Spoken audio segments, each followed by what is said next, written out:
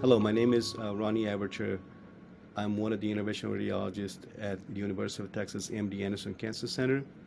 And today I have here with me my esteemed colleague, Dr. Ahmed Kaseb. He is a worldwide authority in hepatocellular carcinoma. And together today we'll be discussing different patient scenarios as well as the latest advances in the science of hepatocellular carcinoma. Thank you so much for joining this discussion, and we will be covering several different topics from the most complicated case we face in the daily practice to the latest literature in combination therapies with local therapies and immunotherapies, as well as the challenges faced by patients in the community away from tertiary medical centers. Thank you, Rani, for the introduction. I'm Ahmed Kaseb. I'm professor of GI medical oncology at MD Anderson, and it's a great honor to be here today to discuss how we manage our patients in a team manner through multidisciplinary discussions. So I'm very happy to be here. For our first module, we would like to discuss some challenging patient scenarios that we face in our daily practice. And we bring these patients to our multidisciplinary conference where all the different specialties can give their insights into the best way to manage these complicated patients. It is truly essential this day and age to have these different specialists discussing these cases. And I believe only through this multidisciplinary experience we can achieve our optimal patient outcomes.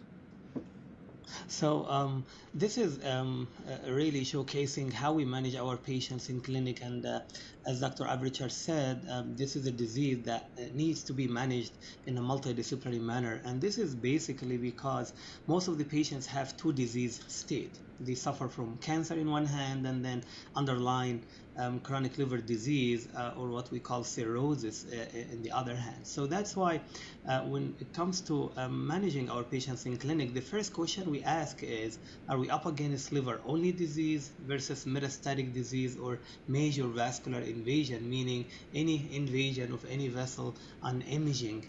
So when it comes to liver only disease, the next question we ask is, are we up against advanced cirrhosis, in which case the only surgical option is liver transplant, and it's only available for about 5 to 7% of patients. And if they are not candidates, we go for local or systemic therapies if they don't meet transplant criteria. Even if they meet the transplant criteria, we still do what we call bridging therapy to transplant to make sure the tumors are controlled while patients are waiting for the transplantation. And then for patients with liver-only disease with early or no cirrhosis, there is room for surgical resection. And for those patients who are not amenable for surgical resection, we go for local or systemic therapy, hoping that we can downsize the tumors. And if we couldn't, then we continue our therapy as a palliative treatment approach. And of course, for metastatic disease patients or patients with advanced vascular invasion into any vessel, those patients go for systemic therapy options and clinical trial approaches. And I'm gonna turn it back to Dr. Avritscher to discuss the type of local therapy approaches that we offer our patients for HCC. As Dr. Kaseb pointed out, I think one of the most important challenges we face in hepatocellular carcinoma is the fact that although there are curative modalities, once the patients get diagnosed, they're typically no longer candidates for a lot of the surgical modalities and or liver transplantation. At the time of diagnosis, the patients are then faced with the need to have their tumors reduced in size or number so they can have access to these curative modalities. Traditionally, the interventional radiology and local therapies available for these patients can be divided into two main categories: ablative modalities and catheter-based or embotherapies. The ablative modalities are a amazing way to try to treat the tumor with minimally invasive surgery. Very often, as Dr. Kaseb mentioned, these patients have advanced liver disease or they have other comorbidities. And even in the case where their tumors are curable and surgically resectable, they may not be candidates for surgery. For those patients, radiofrequency ablation or microwave ablation can be offered, and it can be used as a curative modality even if the patient is not a surgical candidate. Both microwave ablation and radiofrequency ablation are also available for patients that have more advanced disease when you were trying to reduce, again, the burden of the disease and possibly make these patients into transplant candidates, or at least prolong their overall survival. Both microwave ablation and radiofrequency ablation are thermal ablative modalities, meaning that they kill the tumor by causing lethal heat in the tumor tissue. And they're applied in a very similar fashion. The patient is brought to a interventional radiology suite, and using either ultrasound or computerized tomography, we place the probes within the tumor, and then we deliver the energy. There are minor differences between these modalities. Radiofrequency ablation is classically limited by something called the heat sink effect, where nearby vessels, if they are greater than a certain size, they will steal the heat from the treatment, and therefore the area surrounding the vessel is not adequately killed by the treatment, whereas microwave ablation does not, or is not, whereas microwave ablation is not as susceptible to the heat sink effect. The immunotherapies can be divided classically into what we call blend embolization, which is simply the blockage of the blood vessels with particles, and those particles do not carry other medications. They simply stop the blood flow into the tumor, and we starve the tumor of its blood supply in that manner.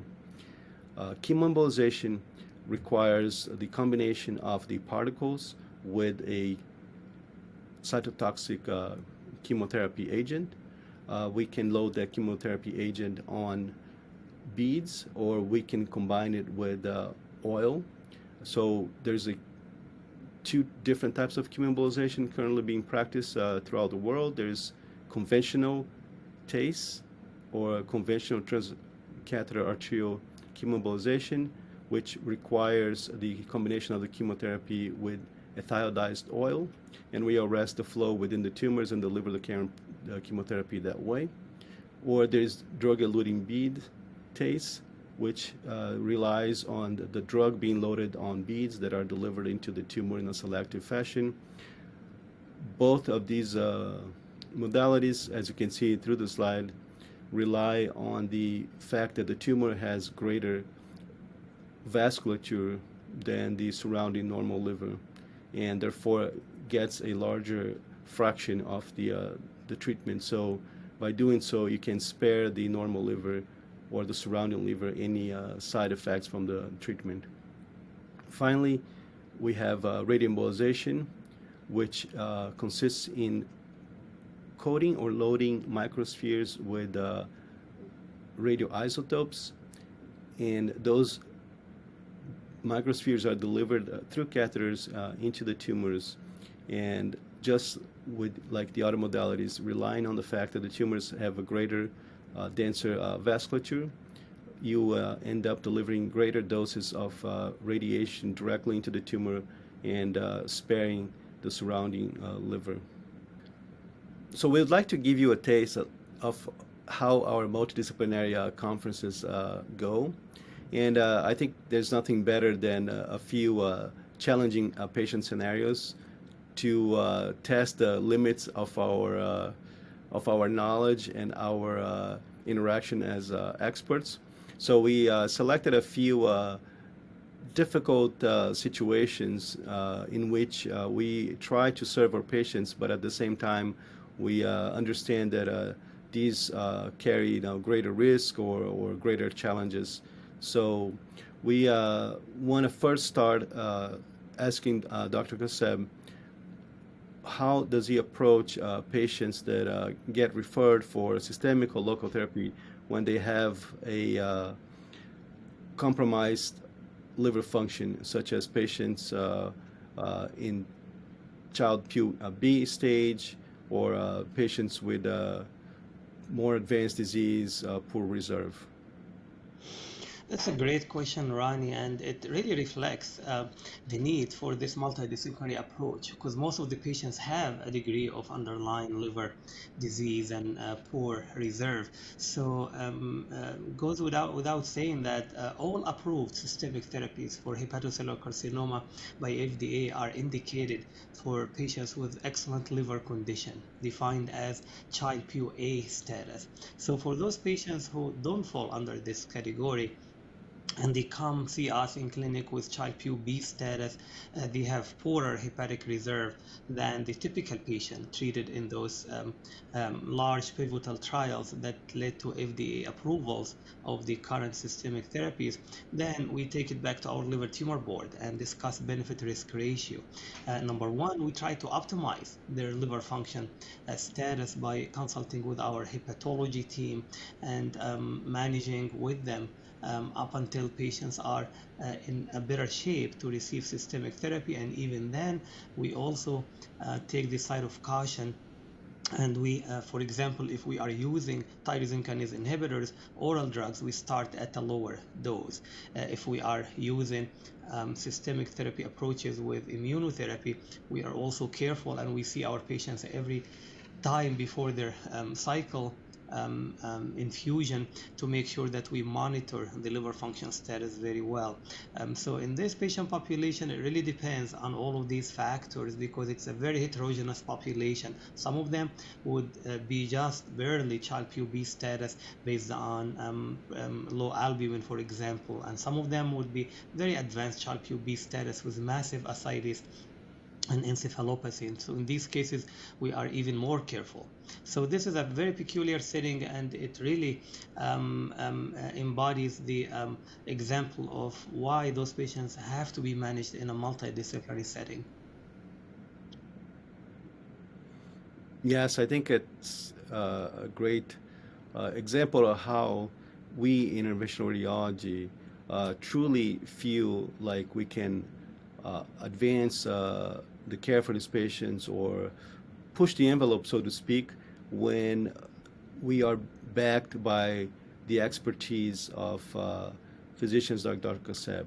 It is very difficult sometimes to treat these patients who are sicker or more frail if you don't feel like you have the full backing of your medical oncologist. And one of the greatest things about working in this multidisciplinary fashion is that you can take a few extra risks in trying to help the patient because we feel more assured that with Dr. Kaseb working like side by side with us, we can always keep the patient safe. I think all of us in interventional radiology are very committed to caring for our patients, and very often when we see patients with advanced disease, high tumor burden, we're always compelled to try and intervene and offer our local therapies. But we all know that there is a point where the patients may no longer be candidates for local therapies. So I'd like to ask Dr. Kaseb, when does he feel like the tumor burden is just excessive for local therapies, and how does he arrive to that conclusion? What is the thought process in trying to decide if a patient with a very large tumor burden is still a candidate for local therapy, or are they only now candidates for systemic therapies? Yeah, that's a very, very peculiar setting here where, by definition, those patients don't have advanced disease from the standpoint of being metastatic or associated with vascular invasion into blood vessels, which would necessitate systemic therapy options. But here, we're up against patients with liver-only disease, no vascular invasion. However, they have too extensive of a tumor burden. So either, massive involvement of one lobe or bilobe or multifocal disease. So in these cases, we try to really look at it from the standpoint of overarching goal of therapy here and to customize the approach according to each patient and look at the benefit risk ratio. So for example, if we do have multifocal bilobar disease and the disease burden cannot be addressed using localized therapies in one session, we worry about progression between multiple sessions and liver deterioration because of the localized therapies, which may actually make systemic therapy challenging down the line. So in these cases, we customize our approach to start with systemic therapy and use localized therapies for down the line, what we call consolidation therapy. So for example, multifocal bilobar disease, we start with systemic therapy, and then down the line, if there is some area of residual disease, a very vascular area, subcapsular tumor that we're worried about, rupture, pain, tumor that is close to big vessel, all of these things can really trigger us to discuss the benefit risk ratio with your team, Dr. Avritscher, to talk about the feasibility of doing localized therapies on top of systemic. Typically, we like to do this in clinical trial setting. However, in practice, there is a lot of room always for patients who could benefit from localized therapies on top of systemic, including patients, for example, who have some issues related to palliation, such as pain, for example, or discomfort, or if we are really worried about a specific area that is close to a vital organ. I think we see this truly very often in clinical practice where the patient has a very advanced tumor burden and cannot be treated in one session or even in two sessions. And very frequently, Dr. Kaseb will start a patient on systemic therapy, and patient will do well except for one or two areas that can be addressed, as you say, in a patient by patient decision making fashion, and be treated with different types of local modalities. So that's a very good point. In local therapies are traditionally like focused on the adverse events, side effects from our therapies, be it you know toxicity to the liver with radioembolization or with chemoembolization, post-embolization syndrome, but we never think about it from your perspective for the systemic therapies that are then receiving some local therapies, and how does that affect the toxicity of the systemic therapy? Can you give us some insight of what are the main things you worry about globally on the patient that is on systemic therapy and it's about to undergo local therapy? That's a great point, Rani, because here we're up against how we co-manage our patients who are undergoing, for a reason that is declared by the Multidisciplinary Tumor Board as necessary, as we mentioned, to combine local and systemic therapy. So in these cases, we really have to be very communicative. And for example, here, some of the systemic therapy approaches we use include long half-life for certain drugs. For example, bevacizumab, which has very long half-life, and in these cases we worry about its effect on the blood vessels, being an anti-angiogenesis drug, and if the localized therapies can lead to bleeding complications, for example, also the effect on the blood vessels. So we always try to co-manage this with our interventional radiology team to time out, how we can do this together. For example, in certain cases, based on the tumor vascularity, the platelet count, all of these factors can decide for us, for example, to hold one cycle of infusion to allow safe and effective localized therapy. In the meantime, for immunotherapy drugs as well, we worry about the effect on the liver enzymes and the hepatic reserve, so we have to choose a very safe window to introduce localized therapies whenever indicated by the multidisciplinary tumor board discussion, to make sure that patients are not going to have additive risk of liver deterioration using localized and systemic. So it's another very, very important example here of how we co-manage those patients together, and why communication is a must when it comes to combining local and systemic therapy based on multidisciplinary discussion. Yes, I totally agree. This is a question that comes up very frequently, the question of how do you manage like breaks from systemic therapy during local therapy. And in my personal experience, the bevacizumab does make the local delivery of agents, through catheters more challenging. It does make the vessels more friable, increases the risk for dissection as you are manipulating these vessels, and potentially also reduces the capacitance and the vascular bed. So when we are to deliver microspheres or oil, we may not be able to deliver them as effectively because of the ongoing effects of VEGF inhibitors.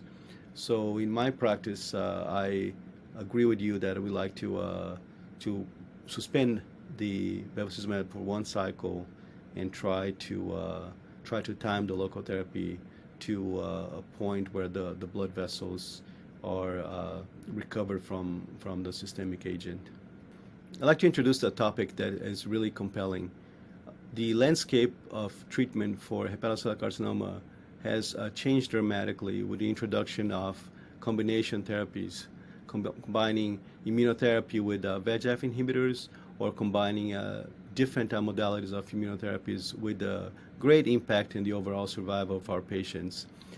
The question is how to best serve these patients when they need local therapies.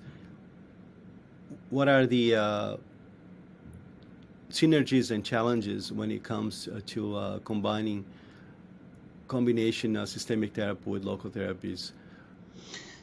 Thank you, Rony. This is truly a very, very peculiar setting where with localized therapies, we always try to look for a curative option here. So for those patients with localized liver disease who have excellent liver function, we always try to get them to where they can be offered a curative option, such as surgery or even transplant for those patients who remain not amenable for surgery. So for those patients, recently with the introduction of immunotherapy in the perioperative space, we were able to showcase that those patients were able to experience massive pathologic response at time of surgery, and those patients who received neoadjuvant immunotherapy and responded at the time of surgery based on their pathologic response and also biomarker response with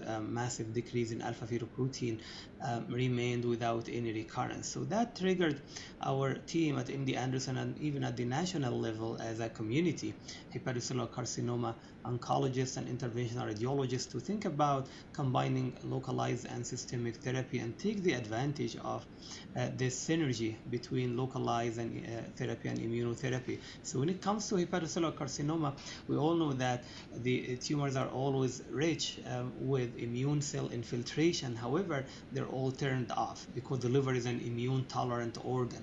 So we try to use the immunotherapy to stimulate the immune cells that are already in the microenvironment and are turned off by using checkpoint inhibitors. So checkpoint inhibitors would release the brake and activate the immune microenvironment. And localized therapies, what it does, it gives us what we call the episcopal effect. So basically, those patients can undergo localized therapies that will induce tissue injury, new antigen formation, and this in turn will stimulate immune cell infiltration and stimulate a massive systemic response to increase the circulating CD8 and CD4 immune cells. To enhance the anti-tumor effect of immunotherapy. So this has been done in a clinical trial setting. At MD Anderson, we do have two different approaches. We finished an approach with perioperative immunotherapy with nivolumab and nivolumab plus ipilimumab. We also have another trial ongoing with atezolizumab, checkpoint inhibitor, plus bevacizumab, anti-VEGF.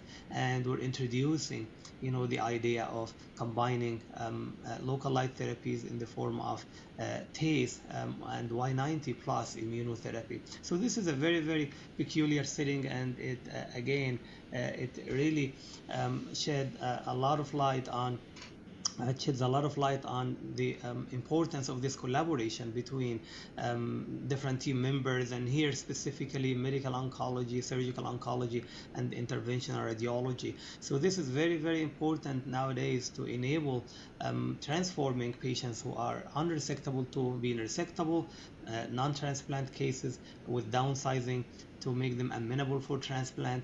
And along this line, it has to be done with frequent monitoring, with frequent vision, and over a period of time of observation in transplant cases to make sure that we do not pose any risk for patients undergoing transplant if they received immunotherapy close to time of transplant. So it really highlights the importance of doing this in a clinical trial setting, and if it is not being done in a clinical trial setting and it's being done under tumor board recommendation, it needs to be done in a very, very monitored setting. So it goes back again to what Dr. Avritscher was talking about in terms of managing those patients in a tumor board multidisciplinary tertiary care center to manage these complicated cases.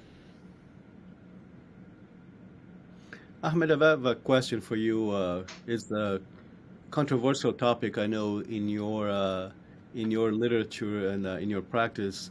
For patients that are early disease, that or even intermediate stage, that have NASH, how do you approach the use of immunotherapy? Has the latest publications, have they changed the way you practice?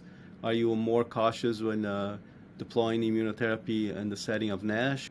No, that's a very, very important point, Rony, and we've seen this over and over in multiple studies in terms of subset analysis, also some meta-analysis, pooled analysis, even in preclinical setting. There are some important papers, high impact publications recently along this line, that patients with NASH and non-viral hepatocellular carcinoma, non-viral etiology, they have some resistance to immunotherapy. However, it does not rise up yet to changing our decision making in clinic. What it does, it makes us, as you said, more careful. So those patients, we monitor them closely, and we also try to power our clinical trial approaches to come up with some enough power to get some statistical and clinical significance in terms of outcome in those patients in trials. So we're actually thinking even to have specific trials for patients under this category to answer this specific question. But nowadays, what we do, we monitor them closely. Actually, there is also some very interesting data coming up about some approaches to lower this resistance and overcome the resistance in this population to immunotherapy. For example, combination immunotherapy strategy rather than just one checkpoint inhibitor, anti-PD-1 or PD-L1, the combination with anti-CTLA-4 in some studies was able to overcome resistance in this patient population of NASH and non-viral etiology. Also very interesting, some concomitant drugs such as ACE inhibitors or ARB to manage blood pressure. There are reports about that as well in preclinical and clinical setting.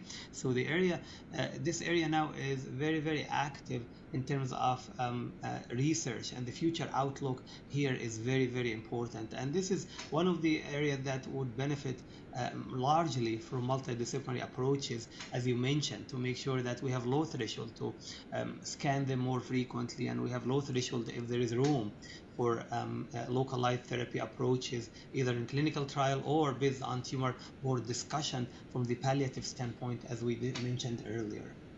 I think based on your answer, I'd like to bring to the attention of the interventional oncology community. We tend to see the patients undergoing immunotherapy and then local therapy as homogeneous, but in fact, the etiology of their like liver disease can have great impact on the side effects, adverse events of immunotherapy.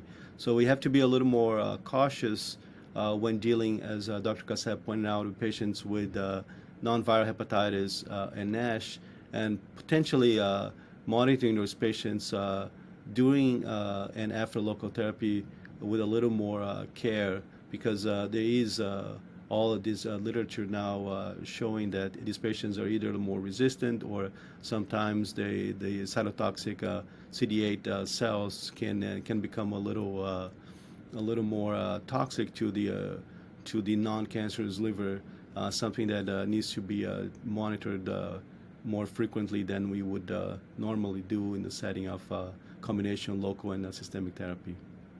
Ahmed, I have another question for you.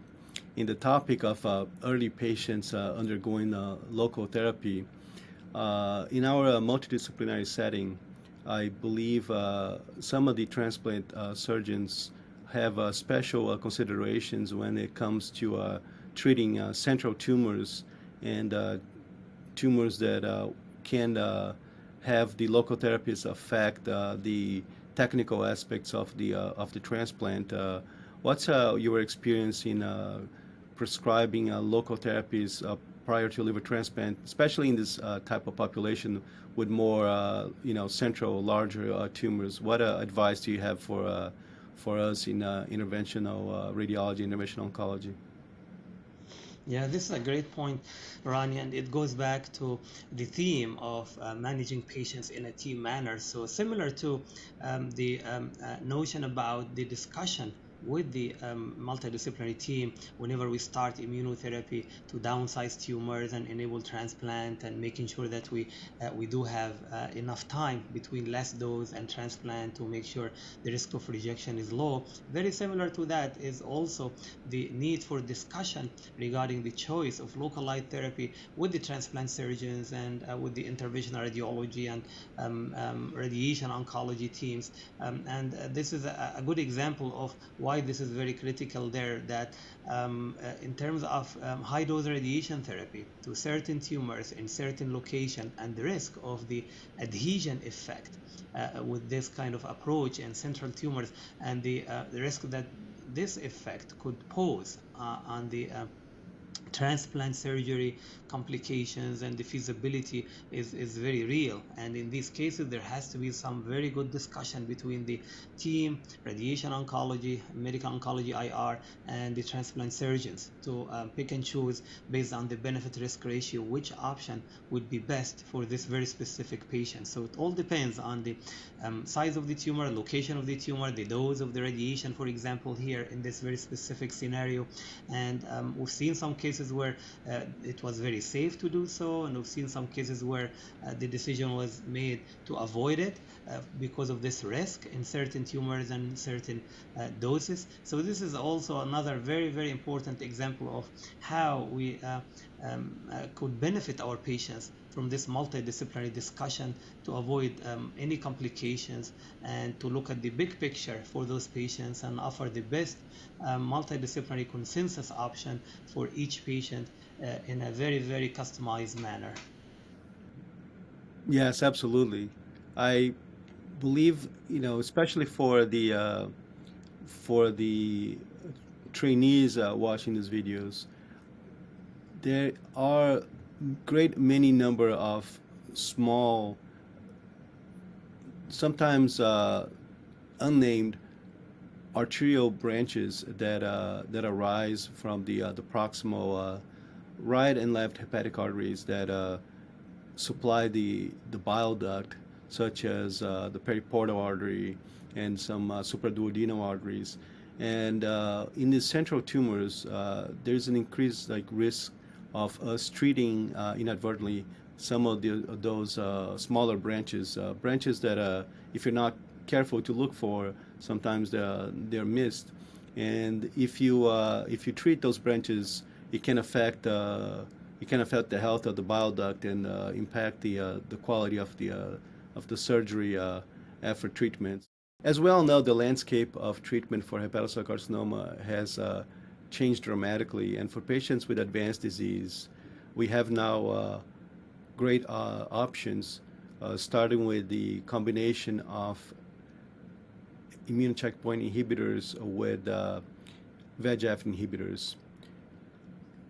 And as we treat this advanced stage patients with systemic therapy, there are multiple clinical scenarios in which local therapies can be helpful. And we'd like to cover some of those and also cover some of the challenges for each one of those, and get Dr. Kaseb's opinion in which manner can we, as interventional oncologists, best serve our patients. So I'd like to start asking Dr. Kaseb on these patients that have lower burden of disease but present already with invasion of the portal vein and microvascular invasion. And how does he see the role of local therapy for these patients? When is local therapy helpful for patients that have tumor already invading the portal vein? And when does he feel like it's no longer in the best interest of the patient to have local modalities? Yeah, this is a very peculiar setting, Rony, which is basically low tumor load. However, it is falling under the category of advanced stage HCC because of, for example, portal vein invasion. So I'll take a step back and describe very quickly in the systemic therapy options. We have witnessed a massive increase in the options in the last 2 to 3 years. So we do have combination strategies in front and second line with immunotherapy alone versus immunotherapy plus targeted therapy. And when it comes to portal vein invasion, even if it is localized disease, yes, they are indicated as systemic therapy options, but we also have to look at the benefit risk ratio, and we have to look at the whole picture here. So for example, if we are up against a patient with main portal vein invasion, we always necessitate to get upper endoscopy because they technically have increased portal hypertension.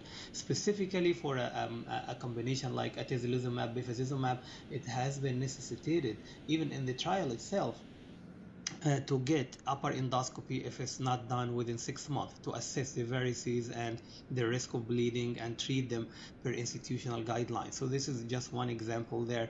And in these cases, if it is mainly tumor thrombus and we are not anticoagulating, the risk is still there that those patients will need to have upper endoscopy to assess the varices and the risk for bleeding. And in these cases, if they end up with banding, for example, and we can no longer do immediate anti-angiogenesis because of the risk of bleeding after the banding and the delay in the healing and so on. So these are peculiar situations where if there is very specific localized disease and it is risky to do any systemic therapy option, to look into localized therapy from the palliative standpoint. And we have done this. For example, if the case is amenable for external beam radiation and the tumor load is very small, the risk of systemic therapy is high, either because of the bleeding risk with recent banding or the liver functions are not allowing to do combination strategies for immunotherapy, for example. So that's one specific example. And in these cases, we try to avoid anti-angiogenesis if there is risk for bleeding, and focus on immunotherapy alone. So multidisciplinary discussion with the GI team, IR team, and radiation oncology team is very, very critical there to sequence therapy. So sometimes we start with local therapy alone until it is safe to introduce systemic therapy after banding is complete, for example. So this is a very, very peculiar setting there where we kind of not, I wouldn't say force, but we prefer to do localized therapy based on the low tumor load, and we look for the option based on the tumor size and location and so on, like Dr. Avritscher mentioned in earlier, to pick and choose which local therapy to do, even though there is some invasion into vessel that would necessitate systemic therapy down the line. But at the time, if it is risky, we go for local therapy, and then when it is safe, we introduce systemic therapy down the line. So as you can tell, this is not a clinical trial setting. It is kind of multidisciplinary consensus, which is very, very critical for hepatocellular carcinoma patients. And this is one of the examples here of the ongoing clinical trials. This is the launch study that is looking into lenvatinib plus TACE compared to lenvatinib alone, and that's in advanced hepatocellular carcinoma. As you can tell here, this is a large study, 336 patients, and the primary endpoint is overall survival based on this hypothesis that we were discussing earlier, that delaying liver tumor progression can improve survival in these patients.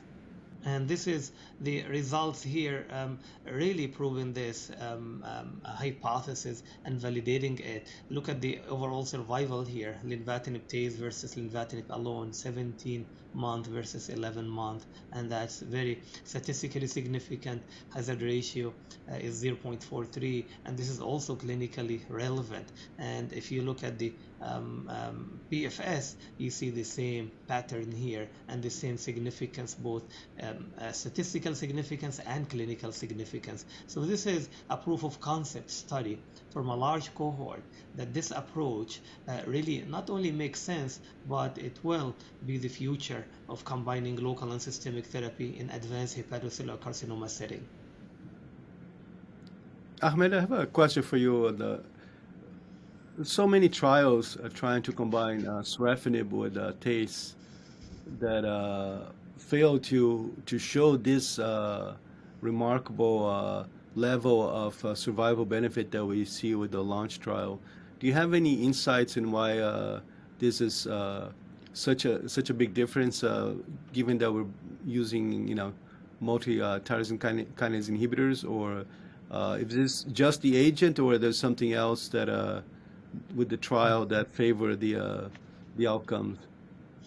Yeah, no, this is a good question, Rony, and we've seen studies after studies failing in the era of sorafenib, and partially it has to do with the agent itself. Another also peculiar difference is the fact that the sequencing is different. So during the era of sorafenib, it was being done basically as kind of adjuvant, strategy. So patients will undergo TACE, and then the study will start the randomization and would be the active drug versus placebo. So in a sense, it was an adjuvant therapy to the TACE procedure. However, nowadays, we try to do a different strategy here where we can actually fix the systemic therapy on both arms and then add the TACE to the experimental arm. So it's a different strategy and also different population here. So this is advanced HCC. In the era of sorafenib failed studies, it was focusing on intermediate stage patients. So those patients who are only candidates for TACE and local therapy, and they get local therapy on both arms, and then you randomize after the successful procedure to the active drug versus placebo. So we learned a lot of lessons along the way, and this population here, the advanced HCC patients, will benefit in terms of their survival outcome taking this approach rather than the old approach.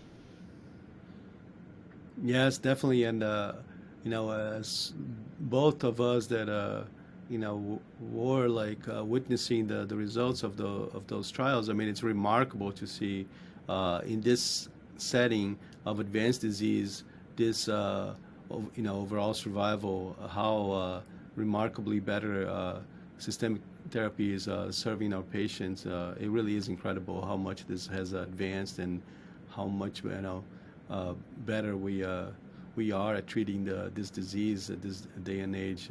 So I think it's honestly congratulations to people like you that have truly advanced this science so much in the last few years. No, thank you, Rani, and it's a teamwork, and it goes to our overall overarching theme today, which is managing patients in a multidisciplinary manner. And all of these advances wouldn't have been possible without this collaboration between our interventional radiology teams and medical oncology teams, for sure. Thank you. That's a great answer. And we know that immunotherapy is well tolerated and overall very safe. But because of the volume, we're now seeing that there are some real adverse events from systemic immunotherapy.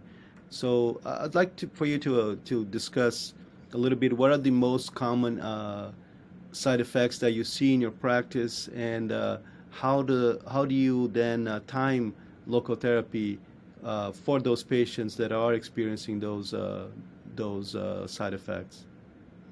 Yes, and this is also another very, very specific example of how we can really benefit from the multidisciplinary team discussion and the availability of local therapy for specific scenarios. So, for example, we have seen, in this era of immunotherapy, those patients who could suffer from massive adverse event, such as, for example, autoimmune colitis, autoimmune pneumonitis, autoimmune hepatitis, sometimes just generalized skin rash. We have seen some Steven Johnson syndrome. So all of these things would necessitate to hold systemic therapy altogether because of the risk, which in some cases is even life-threatening. So in these cases, what we end up doing, we end up looking for any palliative option, localized therapy option, if patients are not able to continue systemic therapy. And this is, again, goes back to the importance of this continuous multidisciplinary discussion. So we have done this in certain cases where we can no longer do systemic therapy, at least for short term, and yet we're worried about tumor progression. So we try to look for a customized approach for local therapy to bridge those patients until we get them back on track for systemic therapy. So again, this is not something you see in clinical trials, and that's why it is very important to do it in a multidisciplinary manner to benefit our patients in these specific scenarios. So this figure here really helps us understand the difference in terms of HCC progression.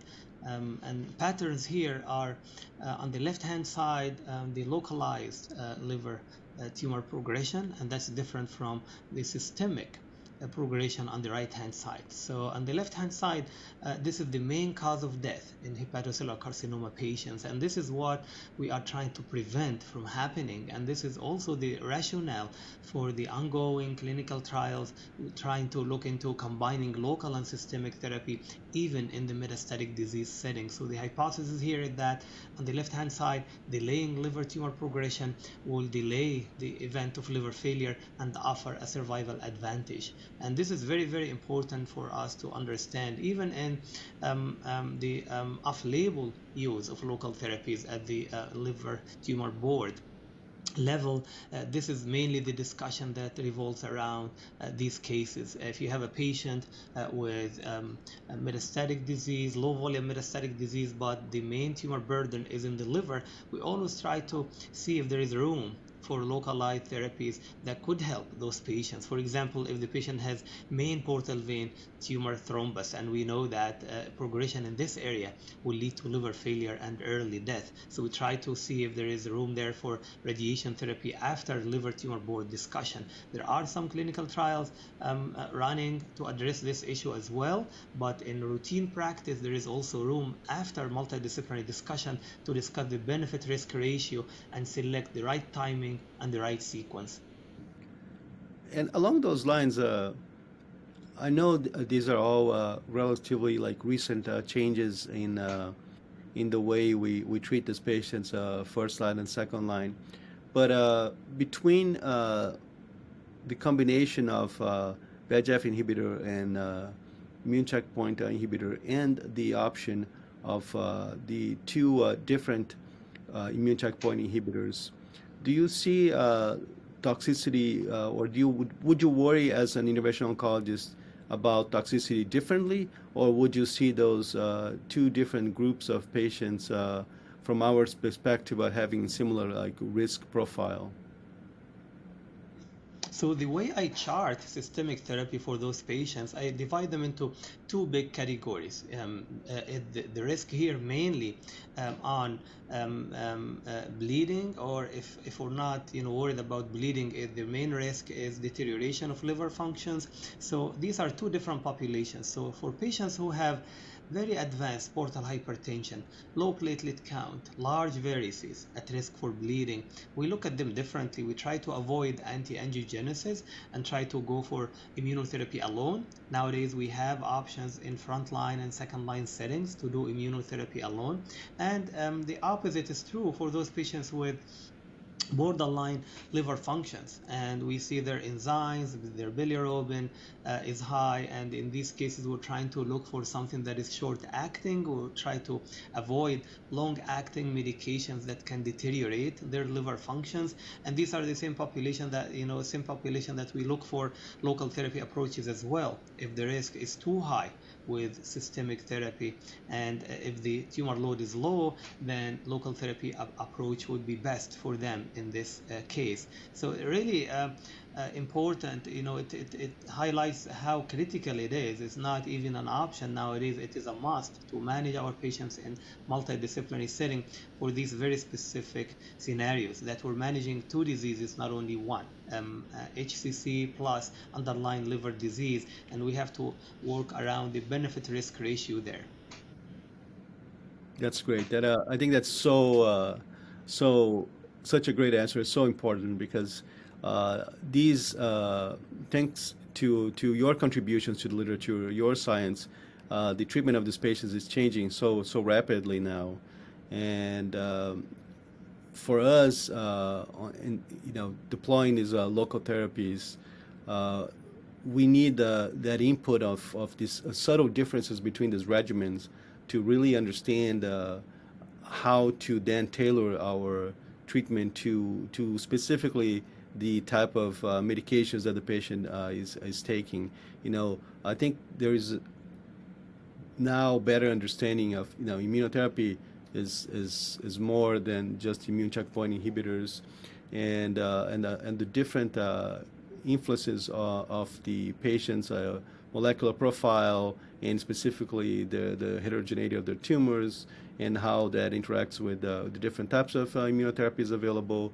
So we have to familiarize ourselves with these different agents, different strategies, in order to select the best option, and not only the best option, but the specific technique that we use for each option in order to improve the outcomes and reduce risk.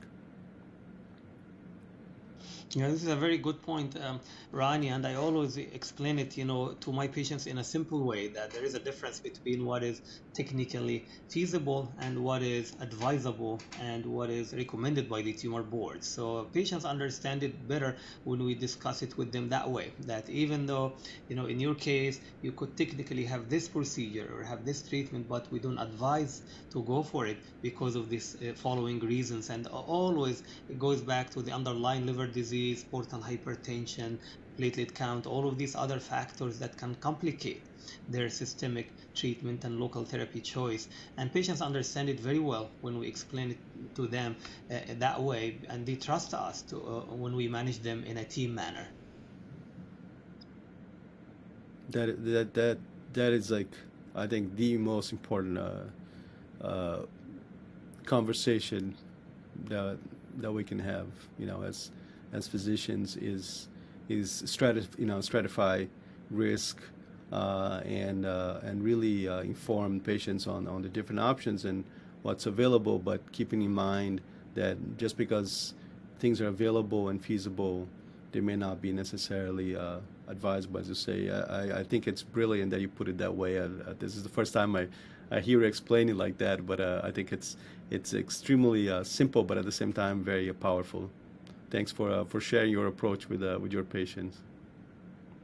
Of course. One very interesting topic is uses of local therapies beyond trying to reduce, tumor burden or trying to bridge patient for other therapies. What are your insights, Ahmed, into the different roles of local therapies for palliative indications, such as control of pain and to preserve organ function? Yeah, this is very, very important, and it goes along the notion of trying to control patients' liver tumors to prevent liver failure. And I always tell my patients that, the cause of death with liver cancer, it is not linked to small metastatic tumors outside the liver. It's almost always linked to liver failure because of local tumors progression. So that's why in these cases, if you think about it, the hypothesis of delaying local liver tumor progression to delay liver failure will give patients a survival advantage. And it's been actually shown in recent studies that if you introduce local therapies on top of systemic, even in metastatic disease, you can offer patients survival advantage. So this is very, very important. So in clinical trial settings, it's very straightforward because here you're combining local and systemic therapy, comparing it to systemic therapy. So that's straightforward and it should be done that way.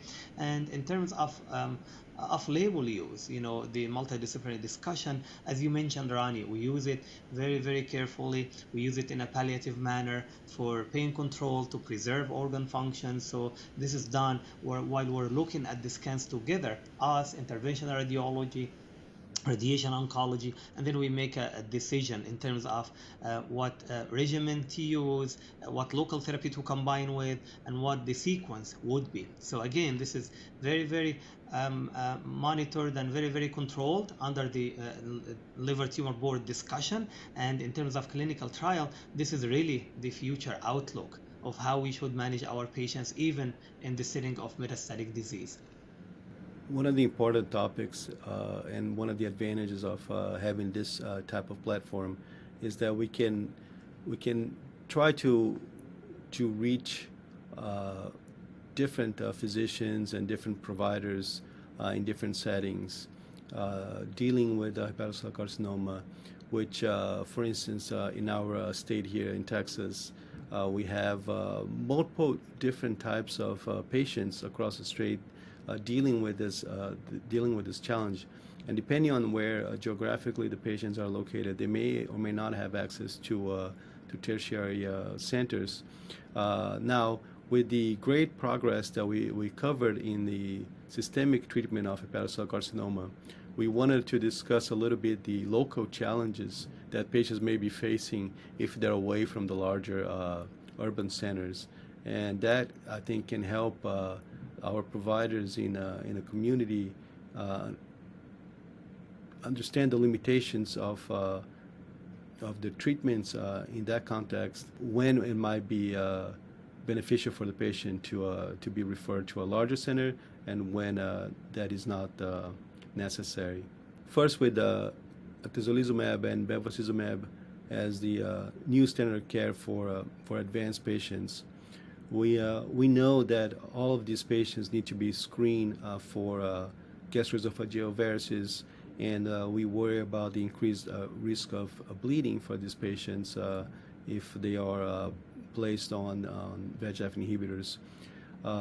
So I wanted to ask Dr. Kaseb, in the community setting, how does he see that impacting the use of this combination for hospitals and areas that may not have direct access to very advanced endoscopy centers? This is a very, very important point, Rani, and thank you for raising it. And I always teach my fellows that, you know, the fact that the atezolizumab, bevacizumab, I'm Brave 150 study necessitated upper endoscopy within 6 months of initiation of therapy to screen varices and treat, you know, as needed, doesn't mean that we shouldn't do the same for other anti-angiogenesis drugs, because the other trials didn't necessitate that. So the risk is still there with any anti-angiogenesis. Yes, you could argue that it may be higher with bevacizumab compared to other anti-angiogenesis, but if your patient never had upper endoscopy, it is very important to obtain one, because we do know that this is a two-disease state, and almost all patients have some degree of underlying liver disease and some degree of portal hypertension, which can lead to variable degrees of esophageal varices that could put them at risk for bleeding.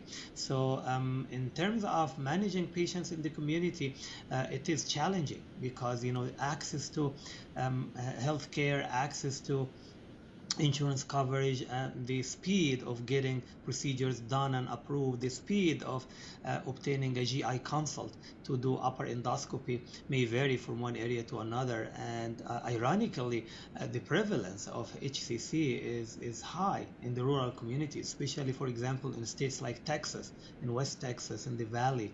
So you see higher, you know, incidence and mortality in this population, and you see access to healthcare being challenged, with not only healthcare coverage and so on, but also the geographic location of those centers that can offer these types of procedures. The same thing is applicable for localized therapies as well. So for our systemic therapy approaches, nowadays it is necessary to do upper endoscopy, especially for atezolizumab, bevacizumab. Also, I do it for other anti-angiogenesis for patients who didn't have any recent one. Also, once you start treatment, it is very important to have access to the necessary consultants on board to manage any complications related to systemic therapy. For example, autoimmune complications such as colitis, pneumonitis, hepatitis, dermatitis. So it's very, very important to have access to also multidisciplinary team to manage adverse events of systemic therapy. So this is a challenge in the community, and we are trying to help them overcome this by, for example, trying to include them in virtual tumor boards, trying to include them in some workshops to go through the different algorithms. And this is important in this day and age, specifically because a lot of our patients live in rural communities. And I let you tap into the access to local therapy as well, especially some local therapy approaches would need specific expertise, and whether or not this is, you know, readily available in the community, that's another challenge. That's exactly right. In the last few years, we have witnessed a change and a refinement in the way we do local therapies. Specifically, I think in the case of radioembolization, we now understand that dosimetry is critical, and just delivering the radioactive microspheres is not enough to achieve the best outcomes. So you really have to understand the volume that is being treated and maximize the dose to the tumor based on that volume, sparing as much of the non-involved liver as possible. So that requires a level of technology that is not readily available in the community. For instance, typically now we tend to do cone-beam CT or CT of the precise volume that we are going to treat. And we calculate the amount of microspheres that are going to be deposited within the tumor versus outside the tumor.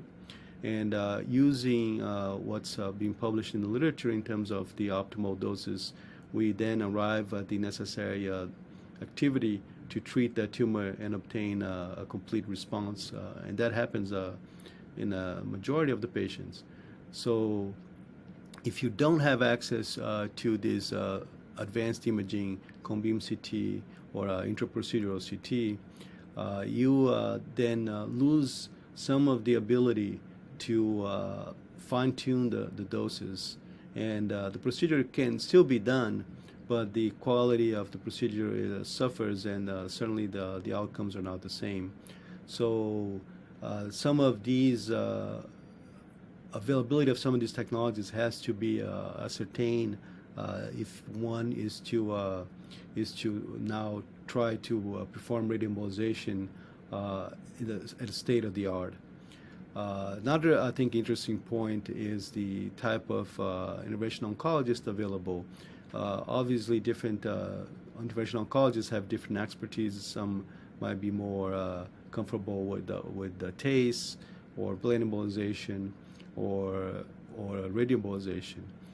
And the reality is, if you look at the literature, the difference traditionally has not been felt to be very significant between these modalities for most patients. Now, there are cases that certainly one tends to be preferable over the other. But for the majority of the patients, if you have access to a provider that has experience either with chemoembolization or radioembolization, and you need local therapy, you probably could benefit from either one, and especially the one that the provider is most familiar with.